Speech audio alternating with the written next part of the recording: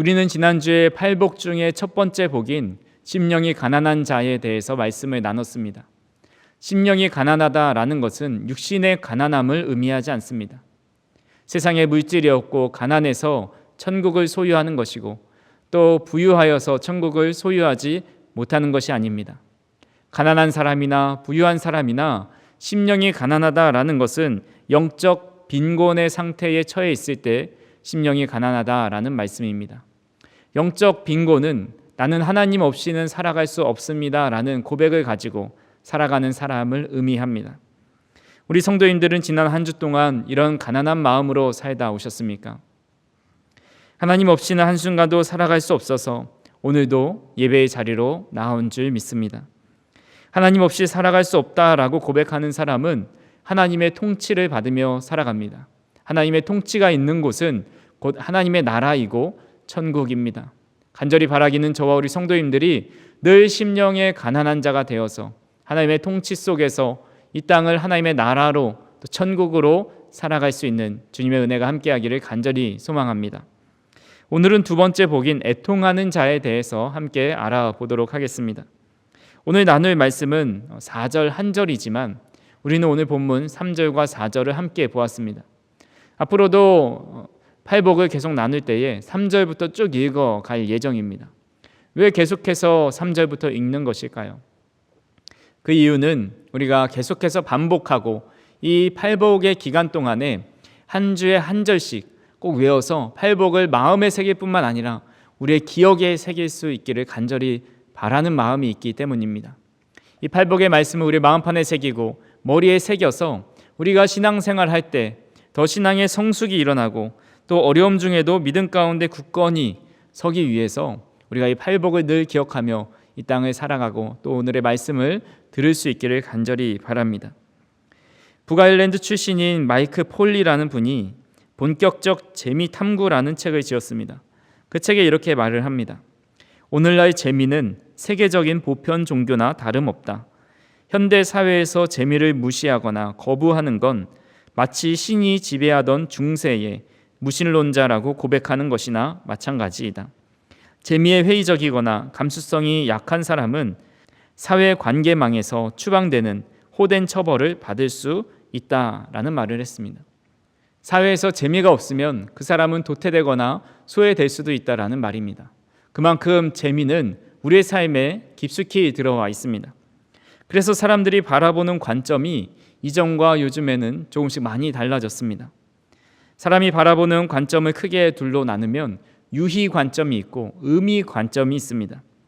유희 관점은 일생을 즐기고 마시고 놀고 쉬는 그런 즐거운 삶을 목표로 두고 살아가는 사람입니다. 반대로 의미 관점은 참고 인내하면서 보다 장기적인 전략을 가지고 의미 있는 삶을 살아가는 사람을 의미합니다. 성도님들은 지금까지 유희 관점으로 살아오셨습니까? 아니면 의미 관점으로 살아오셨습니까? 물론 이 유희 관점과 의미 관점을 완전히 분리할 수는 없습니다. 유희 관점으로 무엇인가를 하다가 즐겁게 하다가 그 일에서 의미를 발견할 수도 있습니다. 반대로 의미를 쫓아서 하다가 나중엔 그 일에 몰두하는 재미를 느끼기도 합니다. 하지만 이 둘은 분리되지 않지만 이 둘 중에 우리가 어느 것이 더 가까운가 했을 때 대부분은 의미 관점을 두고 살아갑니다. 힘들고 지치고 또 매일의 반복되는 일상을 산다 할지라도 가족의 생계를 책임진다라는 아주 막중한 의미를 두고 그 일을 감당해 나가는 겁니다. 또한 지금 당장은 힘들어도 자기 개발을 위해서 자기 발전을 위해서 그 일을 의미를 부여해서 하기도 합니다. 하지만 요즘 점점 시대가 변하여서 재미에 초점을 두고 희락에 초점을 두면서 그 일을 하는 사람들이 참 많이 있습니다. 의미가 중요한 것이 아니라 재미와 유희가 중요한 것입니다. 요즘 TV 프로그램을 보면 여러 프로그램이 나오지만 그중에 돋보이게 많이 등장하는 그런 유형의 예능이 있습니다. 바로 서바이벌 형식의 생존 예능입니다.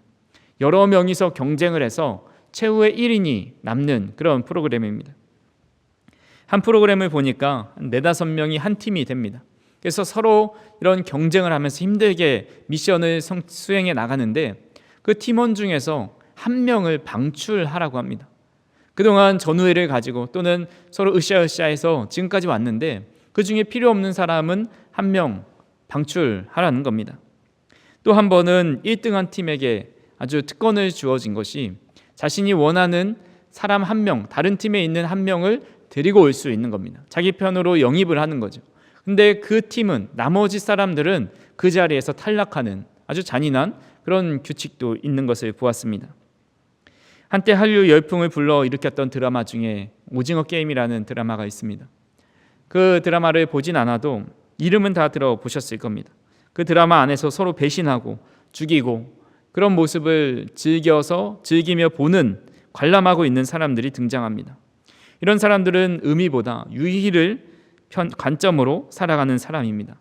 그러니까 요즘 시대 사람들이 다 의미보다는 서로 배신하고 또 서로 경쟁하고 서로 밟고 올라가는 그런 모습을 보면서 유희를 즐기며 그런 프로그램을 보고 있다라는 겁니다.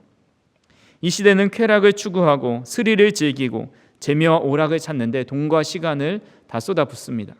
그런데 하나님께서는, 우리 주님께서는 우리의 삶과 그런 모순된 말씀을 하십니다. 애통하는 자가 복이 있고 슬퍼하는 사람이 복이 있다라고 말합니다. 우리는 애통과 슬픔과 고통을 경험하고 싶어 하지 않고 그런 일을 경험할 때면 어떻게 하면 이 자리를 빨리 벗어날 수 있을까? 고통에서 벗어날 수 있을까를 늘 고민합니다. 주님은 우리가 늘 복 있는 인생을 살아가기 원하십니다. 오늘 본문에도 지난번에 말씀드렸던 것처럼 이 복이라는 말이 행복이라는 말입니다. 즉 하나님께서 우리에게 행복을 주시려면 이 세상을 즐겁고 기쁘게 살아가라 말씀하셔야 되는데 그 반대로 애통해야 행복하다, 슬퍼야 행복하다라고 말씀하고 계시는 겁니다. 예수님께서는 왜 애통하는 사람이 복이 있고 애통하는 사람이 행복하다라고 말씀하시는 걸까요? 그 이유를 알기 위해서는 우리가 애통이라는 말의 의미를 좀 살펴보아야 합니다. 애통이라는 말은 헬라어로 펜데오라는 말입니다. 심히 고민하면서 근심하면서 고통스럽게 슬퍼하는 것을 의미합니다.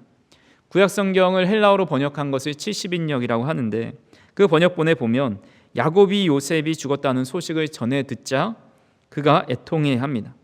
당시 야곱이 애통해하는 모습은 그가 자기 옷을 찢고 허리에 굵은 배를 동이었습니다. 이처럼 자기 스스로 그 슬픔을 감당하고 주체할 수 없는 그 상태, 그것이 바로 애통한 상태입니다. 성경은 우리 인생에서 만나게 되는 여러 애통을 다루고 있습니다. 대표적으로 아브라함이 자신의 아내 사라를 잃었을 때 그가 사라를 위하여 슬퍼하며 애통했다라고 기록하고 있습니다. 사랑하는 사람을 잃게 되면 애통합니다.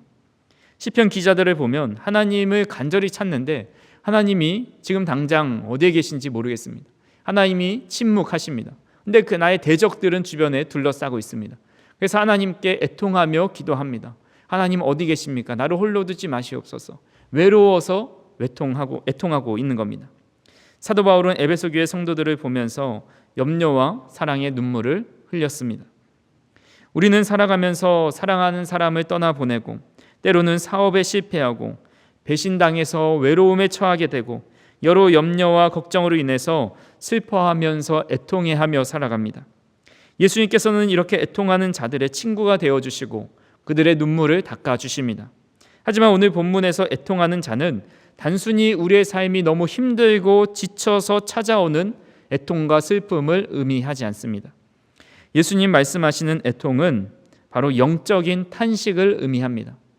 한 학자는 이 영적인 탄식을 생명을 주는 경건한 슬픔이라고 표현을 했습니다. 생명을 주는 경건한 슬픔. 우리가 세상에서 애통한 마음이 생길 때 눈물을 흘립니다. 그러면 그 크게 애통하던 마음이 눈물을 쏟고 나 보면 어느 정도 위로가 됩니다.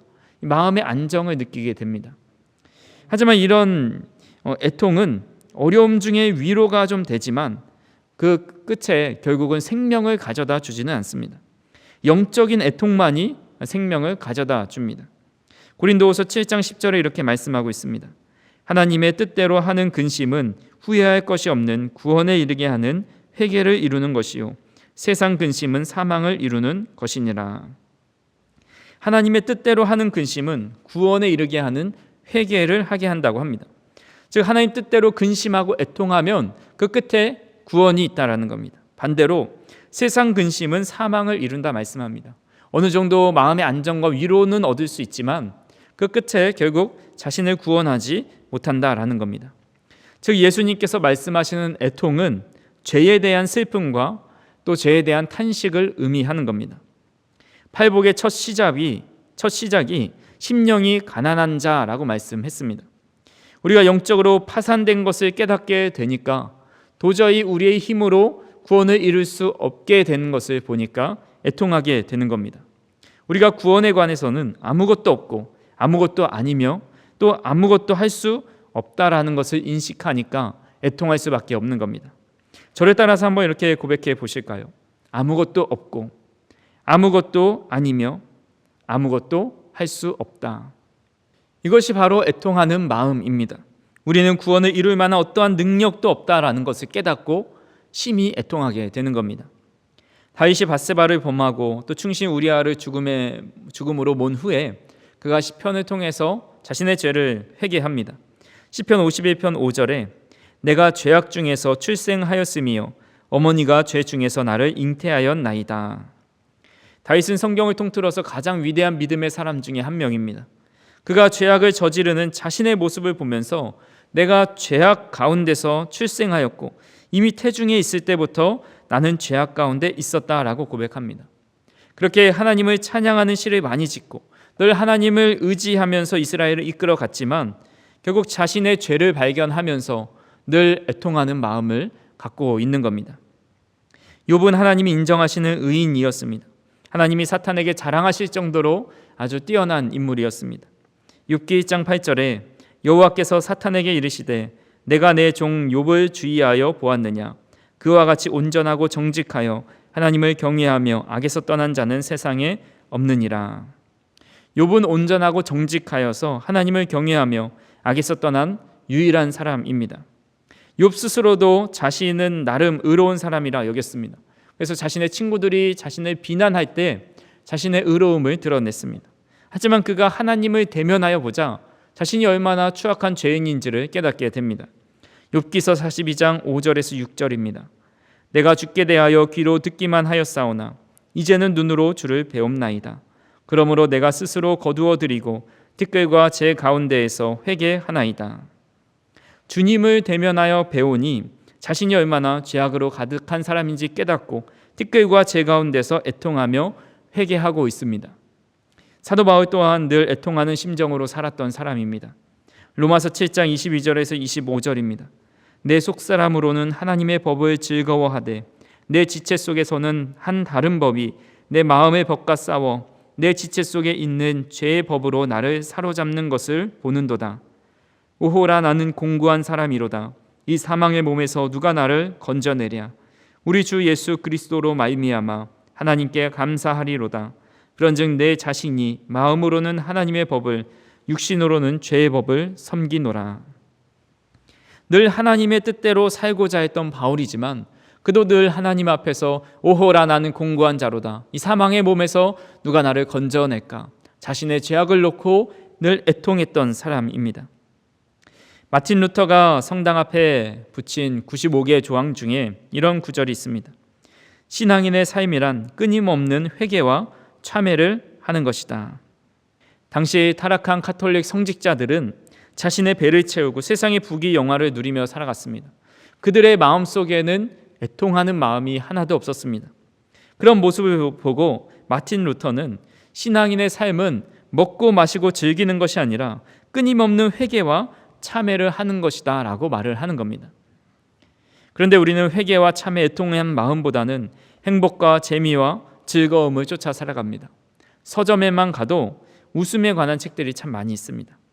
웃음의 과학, 웃음의 심리학, 웃음을 선물할게, 웃음 박제, 웃기는 인간, 웃어라 웃으면 웃는다, 웃음 요가. 슬픔 많은 세상에서 웃으며 살아가라 말합니다. 근데 우리가 이런 모습을 신앙에도 적용할 때가 있습니다. 즐겁고 행복한 것이 바로 신앙생활의 전부라고 생각합니다. 우리가 설교를 들을 때도 딱딱한 설교보다 부드럽고 위트 있는 말씀을 전해야 그 설교를 잘하는 목사라고 생각을 합니다. 그렇다고 저는 늘 울상을 하면서 신앙생활 해야 된다는 그런 말씀을 드리는 것이 아닙니다. 저도 행복하고 즐겁고 기쁜 그런 신앙생활을 하고 싶습니다. 그런데 애통을 거치지 않는 행복은 우리를 구원으로 인도하는 수가 없다라는 겁니다. 애통을 거치지 않는 행복은 우리를 구원으로 인도하는 것과 거리가 멀다라는 겁니다. 이것이 너무 중요하기에 다시 한번 말씀드립니다. 애통을 거치지 않은 기쁨, 애통을 거치지 않은 행복은 인간적인 행복이지 그것이 우리를 구원으로 인도하지 않는다라는 겁니다. 우리가 잘 알고 있는 항상 기뻐하라라는 말씀이 있습니다. 그것은 우리가 세상 속에서 즐겁고 행복한 일만 하면서 살아가라라는 말씀이 아닙니다. 갖고 싶은 거 있으면 다 갖고, 먹고 싶은 거 있으면 다 먹고, 하고 싶은 것을 다 할 때 기뻐할 수 있으니 우리가 늘 그렇게 모든 것을 하면서 소유하면서 살아가라고 이 말씀을 하신 것이 아닙니다. 이 말씀은 구원의 감격 때문에 슬픈 일이 찾아와도 기뻐하고, 눈물 흘릴 때도 기뻐하고, 그 사망의 음침한 골짜기로 지나갈 때도 구원의 은혜로 기뻐하라고 말씀하고 있는 겁니다. 사랑하는 성도 여러분, 우리는 하나님 앞에 섰을 때 마냥 기뻐할 수 있을까요? 하나님을 대면하게 될 때 그저 한없이 기쁨만 있을까요? 아마 거룩하신 하나님을 보는 순간 우리는 욥처럼 어디 숨을 바를 몰라서 그저 티끌과 재 가운데 회개할 수밖에 없을 겁니다. 그렇게 우리가 오늘 웃는 것이 그것이 복이 아니라 때로는 우리의 죄악을 알고 애통할 줄 아는 것이 참된 복이라는 것입니다. 만약 여기서 말씀이 끝난다면 우리는 절망적이고 우울한 신앙생활을 할 수밖에 없습니다. 하지만 주님은 애통하는 자에게 위로를 주신다고 말씀하십니다. 오늘 본문 4절입니다. 애통하는 자는 복이 있나니 그들이 위로를 받을 것이미요. 본문에서 위로를 받는다는 말씀은 헬라어로 파라칼레오라는 말입니다. 이 단어를 명사형으로 하면 파라클레토스입니다. 우리가 잘 알고 있는 보혜사, 보호자, 위로자, 즉 성령님이란 뜻입니다. 성령님의 역할은 무엇입니까? 우리 헌법 1편 교리 부분에서 2부 신조 8항에 이런 고백이 있습니다. 성부와 성자로부터 오신 성령이 사람으로 하여금 구원에 참여하게 하신다. 사람으로 하여금 죄와 비참함을 깨닫게 하시며 그의 마음을 밝혀 그리스도를 알게 하시고 그 의지를 새롭게 하시고 권하시며 권능을 주셔서 복음을 값없이 주시겠다고 하신 예수 그리스도를 받게 하시며 또 그 안에서 역사하여 모든 의의 열매를 맺게 하신다. 성령님의 가장 큰 역할은 바로 우리로 하여금 구원에 참여하게 하신다라는 겁니다. 애통하는 자들의 애통의 근원을 해결해 주심으로 우리에게 참된 위로를 주신다라는 겁니다. 올해 생겨난 신조어 중에 금융치료라는 말이 있습니다. 이 단어는 돈으로 정신적인 치료를 받는다는 뜻입니다. 우리가 잘 알고 있는 영화나 만화에 있는 배트맨이라는 작품에서 그가 최고의 장비를 가지고 있는 것을 보게 됩니다. 엄청 멋있는 검은색 자동차와 오토바이, 수많은 최첨단 무기들을 보면서 어릴 때 나도 저런 차와 오토바이와 장비들을 갖고 싶다, 그런 로망을 가지게 만들었습니다. 그런데 이 배트맨은 만화에서 그렇게 최첨단 무기와 시스템을 갖출 수 있었던 이유가 무엇일까 생각해 보면 이 만화에 그 해답이 들어 있습니다. 배트맨의 비서인 루시우스가 그 연구실에 가서 근무하는 연구원들에게 이렇게 말합니다. 배트맨 웨인 씨가 다음에 있을 사설 레이싱 대회에 참가할 예정이니 속도를 내서 빨리 그 차를 만들어 달라는 요구를 합니다. 그러자 연구원들이 불만을 말합니다. 아니, 전에 동굴 탐험 장비가 필요하다고 해서 그 어려운 장비를 이 렌즈만한 크기로 최첨단으로 만들어서 주느라고 수개월을 고생했는데 이제 또 자동차를 만들어 내라고 하니 참 우리는 너무나도 힘들어서 감당할 수가 없습니다 라고 말을 합니다. 그때 루시우스가 이렇게 말합니다. 위로가 될지 모르겠지만 웨인 씨가 여러분의 급여 40% 인상을 승인해 줬어요. 거기에 자녀 대학 학자금 지원 기금 개설도 허가했고요. 린다 씨는 새 쌍둥이 모두 지원받을 수 있어요. 웨인 씨는 내가 시키는 고생에 비하면 그 정도야 라고 말했어요. 이야기를 듣자 이 연구원들은 다시 화색이 돌면서 그럼 우리 빨리 자동차를 연구하러 가자고 이야기하면서 흩어지는 장면이 있습니다.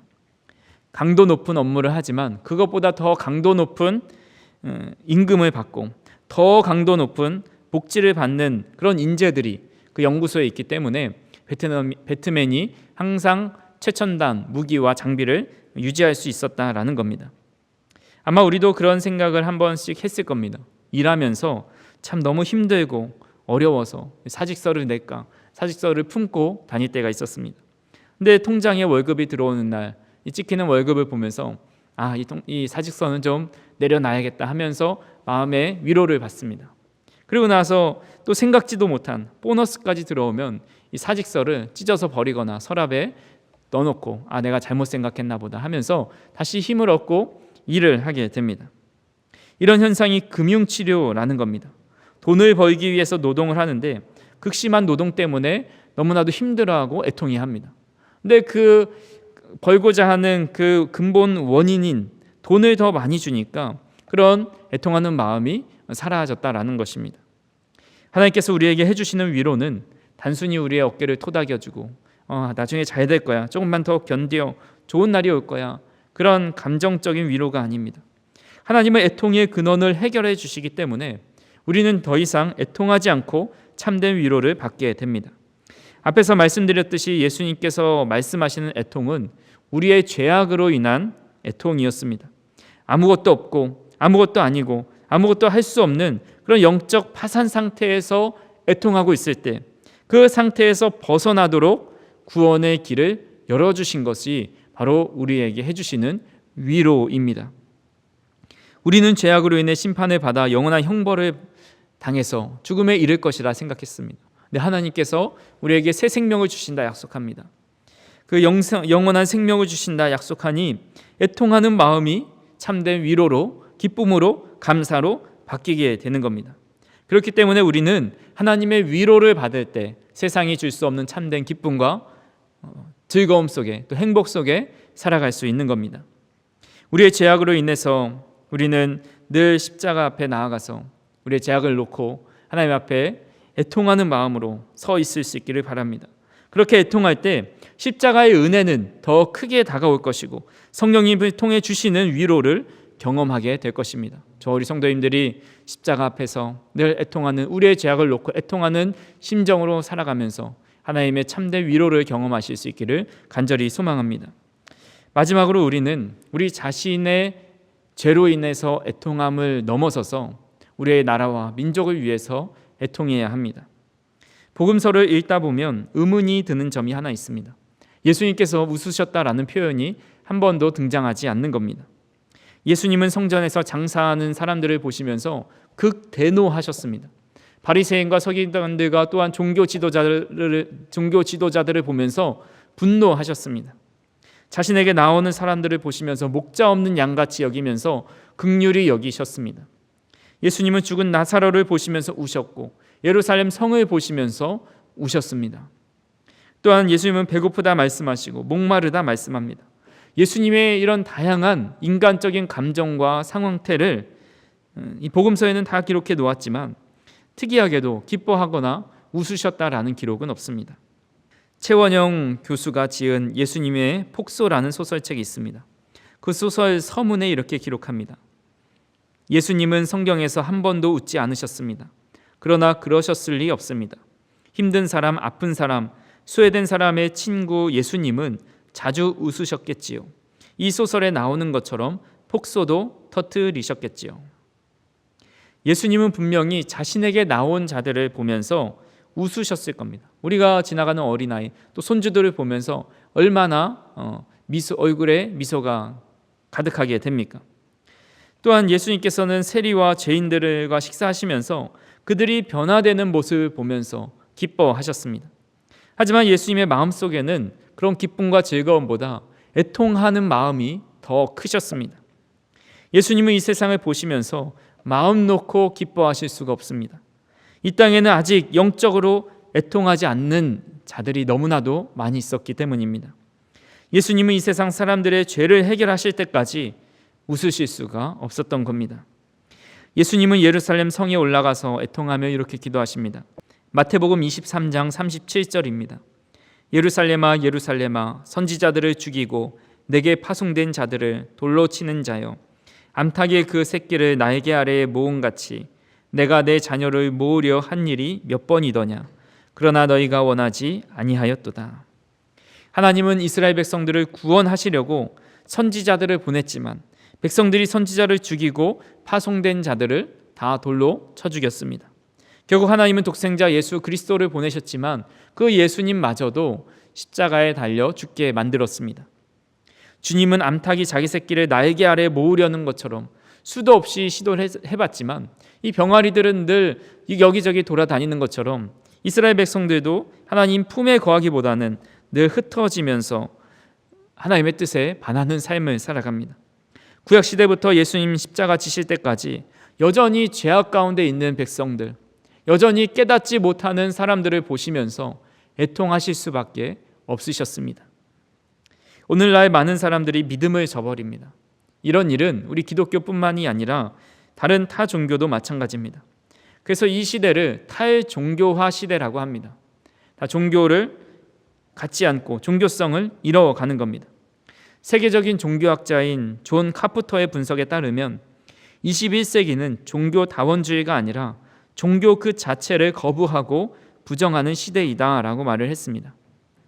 지금 이 시대는 종교 자체, 종교심을 갖는 것을 거부하는 시대라고 분석을 한 겁니다. 하지만 면밀히 살펴보면 단순히 종교를 거부하는 것이 아니라 사람은 누구나 더 영적인 것을 의존하며 살아가려고 합니다. 코로나 시대 때 교회는 다 문을 닫아야 했고 지금도 그때보다 아직 회복이 더디고 있습니다. 그런데 당시로부터 지금까지 무당과 타로 점집들은 더 호황을 누리고 있다고 합니다. 신내림을 받고 무당이 되는 사람들이 더 많아졌고 점 보는 사람들의 수도 많아졌습니다. 타로점을 더 쉽게 볼 수 있기 때문에 타로점도 더 덩달아 인기를 누립니다. 대한경신연합회 관계자에 따르면 2006년도에 무당의 숫자가 13만 명이었다고 합니다. 근데 2022년도에는 무려 30만 명이 되었다라고 합니다. 올해 개봉한 영화 중에 최고의 흥행을 누렸던 작품이 바로 파묘입니다. 이 영화는 1156만 명이 봐서 우리나라 역대 순위 18위에 올랐습니다. 영적 세계를 다루는 오컬트 영화로는 최초로 1000만 영화를 돌파했습니다. 이 영화 외에 검은 사제들, 사바하, 지옥 이런 영화와 드라마가 계속해서 쏟아져 나옵니다. 이 시대는 점점 불신앙으로 가고 탈종교화된다 하지만 이런 콘텐츠를 통해서 이상한 영적 세계를 꿈꾸며 또 잘못된 영적 가치관을 가지며 우리 다음 세대들을 유혹하고 있다는 겁니다. 이뿐만 아니라 우리나라는 과거 마약 청정국이었습니다. 유엔에서 제정한 마약 청정국의 기준은 인구 10만 명당 20명 이하였습니다. 그런데 우리나라 마약 사범이 인구 10만 명당 28명이 되었다라는 통계가 있습니다. 지난 여름에 한 대학생 연합 동아리에서 고급 리조트를 빌려서 그곳에서 단체로 마약 파티를 하는 그런 기사를 보았습니다.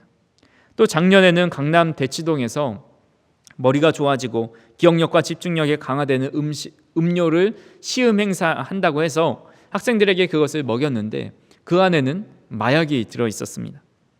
물질과 성공을 위해서라면 무엇이든지 할 수 있는 시대가 되었습니다. 믿음은 그런 것들을 이루는데 방해가 되어버린 지 이미 오래되었습니다.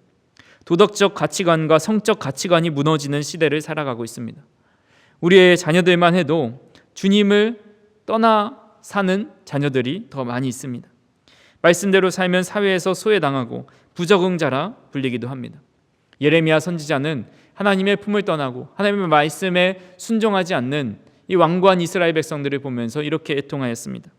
예레미야 13장 17절입니다. 너희가 이를 듣지 아니하면 나의 심령이 너희 교만으로 말미암아 은밀한 곳에서 울 것이며 여호와의 양떼가 사로잡힘으로 말미암아 눈물을 흘려 통곡하리라. 예레미야는 하나님의 말씀을 듣지 않고 따르지 않는 교만한 이스라엘 백성들을 보면서 은밀한 곳에서 울었다고 말씀합니다. 결국 그들이 포로로 잡혀가는 모습을 보면서 눈물을 흘리면서 통곡하였습니다.